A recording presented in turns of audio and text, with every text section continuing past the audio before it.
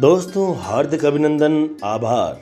मैं हूं अनुज सारस्वत और आपको सुनाने जा रहा हूं अपनी ही एक स्वरचित रचना जिसका शीर्षक है सफ़र।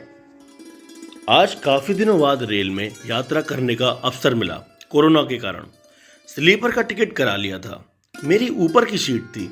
शरारती तो हम बचपन से थे, तो जूते सहित चढ़ गए। मन में शरारत सूझी, रख दिए जूते पंखे के ऊपर। ऐसा बचपन में हम बहुत किया करते थे। तब साधारण कोच ही हमारी जिंदगी था। पढ़ाई के लिए गांव से शहर, बस यही हमारा घर था। हम पुराने समय में लौट जाना चाहते थे। फिर भगवान ने हमारी सुनी और पीछे वाली सीट पर दो औरतों की लड़ाई होने की आवाज़ आई। अगर आप भारतीय रेल में सफ़र करते हैं और शांतिपूर्ण सफ़र हो जाए, भले आप किसी भी कोच में हो, तो यह एक अचीवमेंट होता है। हमने झांक कर देखा तो दिन में मिडिल वाली सीट खोलने को लेकर झगड़ा था, जबकि नियमानुसार शाम को 6 बजे के बाद आप मिडिल सीट खोल सकते हैं शयन के लिए। बस रणचंडियाँ भिड़ गई थीं और ऐसे ऐसे शोभा युक्त वचन एक दूसरे को कह रही थीं कि मर्दानी गाली भी घूंघट ओढ़कर कोने में दबक जाए। खैर, टीटी भाई देवदूत बनकर आए और दोनों ज्वालामुखियों को अलग किया तथा अलग सीट दे दी नियम समझाकर। हमें मज़ा आने लगा। अब सफ़र में अपने बैग से मुरमुरे निकाले और गाय भैंस की तरह जुगाली करने लगे। फिर बोतल से घूंट मारकर अंदर करते। फिर एक स्टेशन से एक परिवार दाखिल हुआ, जिसमें मियाँ बीवी, एक छोटा बच्चा तकरीबन 2 साल का और एक वृद्ध लगभग 75 वर्षीय, जिनकी कमर झुकी हुई थी और वजन 50 किलो से ऊपर का नहीं था। बहुत कमज़ोर, हड्डियाँ खाल में घुसी थीं।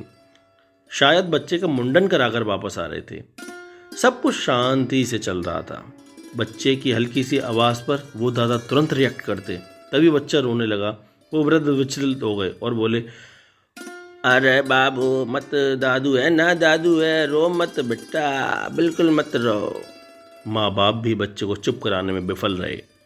फिर उसकी झुकी कमर वाले दादू की बच्चे की तरफ पीठ करके खड़े हो गए और बच्चे को अपनी झुकी कमर पर लाद लिया, जिससे कमर और झुक गई और चल पड़े उसे पूरे डिब्बे की सैर कराने।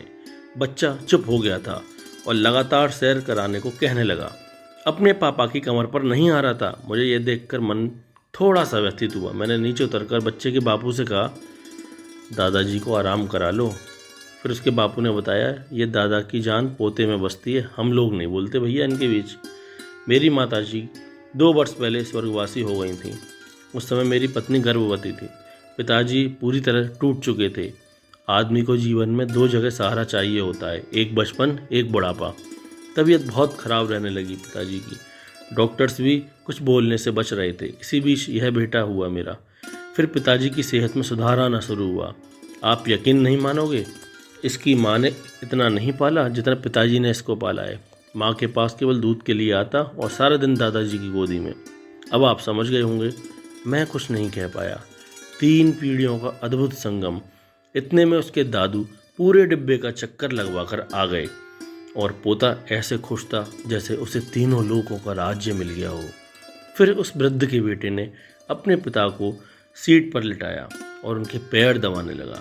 अपने पापा की देखा देखी वो बंदर सा छुटकू भी कूद कर पापा के साइड आ गया और दादू के पैरों को अपने छोटे छोटे हाथों से दबाने लगा।